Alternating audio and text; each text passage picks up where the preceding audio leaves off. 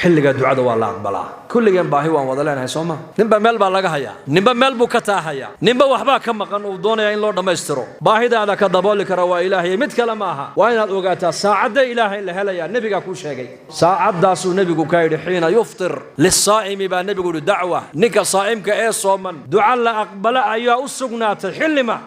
xilliga afurku uu dhow yahay afurku dul joogo xilligaas qiblada u jeeso ducada marka ducaysanayso ammaanta Ilaahay ka bilaab salliga nabiga ku xijisii sallallahu alayhi wasallam ducooyinkan waaridada ee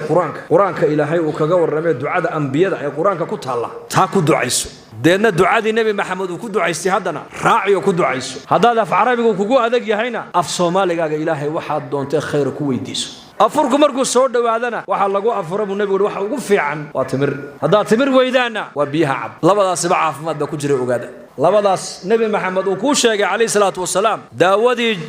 wixii maanta nafaqa jirkaaga ka baxay oo dhan timirta markiiba soo celinaysa hadii aad weydaan buu nabigu yiri timir xasawaat in yaro xoga heero biyo yar hadaad biyo weydaan buu nabigu yiri marka saddexaad ka bashay yaro caana dadka qaar ba sambuusa ku bilaaba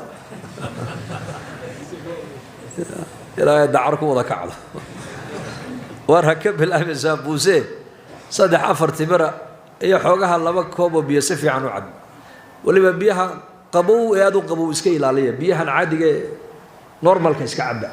laana waa bishii dambe dhaafka waa bishii toobadkeenka waa bishii xasanaadka iyo ajarka la labalaabayay waa bishii naarka xoreynta waa bishii ducada la aqbalayay ducada waa la aqbalaa waa bil caafimaad wada caafimaad bay wadataa caafimaad xanuuna dhakhtaradu ay daweyn kari waayaan ayaa bisha Ramadaan qofka Soomaaliyeed jirkiisa kaga saaraa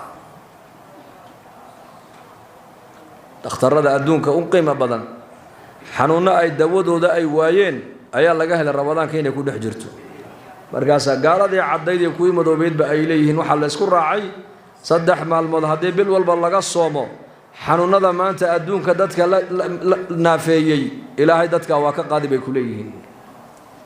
kansarka kamida wal ciyaadu billah xanuunkan kansarka sarataanka leeyda daawadiisa waxa la sheegay inuu yahay soon hadii la soomo caloosha la gaajaysiyo xanuunkaas tilqaayan iska dhiman oo u baxaya yuriidu Allahu bikum al-yusra Ilaahay marka uu ku leeyahay waxaan soonka inagu farad yeelay maaha culeysana nisaarayna hamoodine fudayd baan la doonaynaa bimaana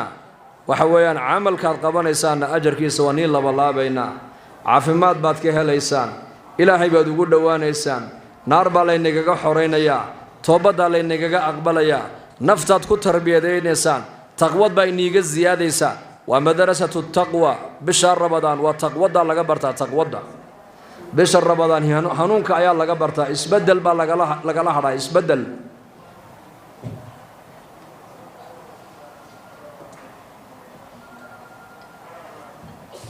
qabil khayrkeega ay xambaarsantahay laakiin Allah ina garasiyo aamin dhahada Allah ina darasiyo waxa ayaan daraa ninka bishar Ramadaan u soo gashay ka faa'iideysan waaya man hurima khayraha faqad hurim bu nabigu bisha khayrka ay xambaarsantahay iyo habeenkeeda laylatul qadarku khayrka uu xambaarsan yahay qofka laga xarimay waa mahruum bu nabigu khayr dhamaantii qofka waa laga xarimay bu nabigu sallallahu alayhi wasallam markaas seen bishan uga faa'iideysanaa markaas waa bishii Ramadaan waxaan kaga faa'iideysanaynaa waa hadii aan hadigii nabigeena aan raacnay alayhi salaatu wasalaam tabic rasuulkeennii baan raacaynaa alayhi salaatu wasalaam saxaabadiisii baan raacaynaa dadkii wanaagsanaa siiradoodii baan raacaynaa oo leenahay maxay bisha Ramadaan qaban jireen amalka ugu badan ee nabigeenu Ramadaanka uu qaban jiray waa maxay sadaqadana uu bixin jiray baa la yiri quraankan uu akhrin jiray inta badan dabayl la diray oo ummad loo diray inay soo halaagto sida u degdegto ayuu nabigu bisha Ramadaan khayrka uga degdeg badnaa waxa uu nabiga waliba inta badan lagu amaanay bisha Ramadaan uu qaban jiray waa maxay waa quraanka لأن بشن وبش القرآن كوسود جويان ولما هبين ليلة القدر أي إلهي قرآن كي نصو دجيي من لوح محفوظ بين ملائكته أي كسو نغليين إلى بيت العز وصمد أدون كدوشي دكويا الله أي ملائكته أي كانين بلديكو حنبارسن ملائكته هبينك قرآن كسو نغلسينا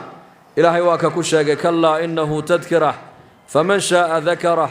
في صحف مكرمة مرفوعة مطهرة بأيدي سفرة كرام بررة وقرآن كاس معاني داس حنبارسن التذكرة دا وانا دا موعظة دا وحي الدوية دني آخرك وأنفع يكون شيئا أي إلهي ليهي ملائكتي صو حنبارتي قرآن كاس صو نقل السيبة الليلي وملائك مطيعين إلهي أضعسن باريين ويان الماهر بالقرآن قف قرآن كحريف كؤة قرآن كحفظ سنة قرآن كأخريانا مالك قيامها ملائكة صلى الله صباح يا نبي وكي حديث كلها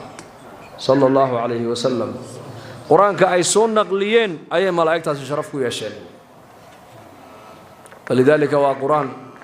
وهبينك قرآن وبش قرآن ككريم كلا صوت الجيه ويا بشن وبش قرآن مركايان قيل وقال وقت جينا يانا كل من أئمة الحديث سيدا إمام شافعي وكال الله ونحارسته وحال شيء فقيه هذه الأمة بالشهر رمضان لبي اللحذن جر ما لا شيء مثل صدح يا اللحذن جر بقرآن كختم جريب الليل لبي اللحذن جر بمعنى ما لنتين مر بقرآن كختم أي ولي جزء دور جزء ديرادنا ورعنا هبين كنا هالمر بو ختم أي مالنتنا أنت نون بيهيدا مزياد سنين هبين كنا أنت نون بو هاي زيادة ما هين لكن إنك وقت جينا بركة دي بكب بحد ما أنت أيك وقت جوجو بركة لها وقت جاي كل حساب تمين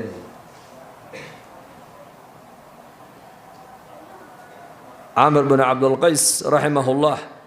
أيوة ننكوي الشيخ يجوكسو مركز عاد يجوجها كوجوكس دي بريقا ساعد لأيقنا مدتكم ما هي سنة لكن وحال لأيقا وقت قال لأيقا جري عاد هبين كنا حد قال لأيقا جري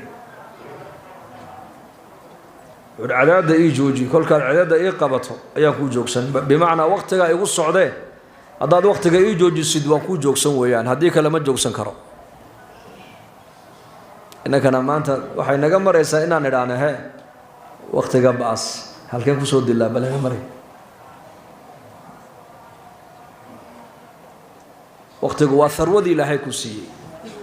نعمتان مغبون فيهما كثير من الناس الصحة والفراغ بالنبي قول عليه الصلاة والسلام لما النعمة دودو وين بالنبي قولي ودتك إنتو دبضن ما ركتان أي كدقن يهين ومعناه غفلت أي كقصقن يهين ولا بديه وفراغ أنت تقعن بنا أنت هاي وأنت النوش هاي بالوجه ده أنت النوش هاي فراغ بعد هاي ستاي أقوم أنت فقير كأتهين فراغ بعد هاي ستا أنت الدنيا ده أتهين فراغ بعد هاي ستا هذا هذا فقير هذا القرآن كآخرين كري ويدو ما أنت ما القبين نقطة القرآن كآخرين كري اللي ذات قاعد دوية ده هيستوي مشغولانه هذا الدنيا هدي أنواع ركتاني القرآن كأوفر يسوي ويدو ختم ويدو مالين والبا أما تضباطك أما شنتي عيش أما طوانك عيش هتكون ختم ويدو ما مركز إسلامي أوبدي مسؤولية أي كفوشو من القرآن كآخرين كري دونتا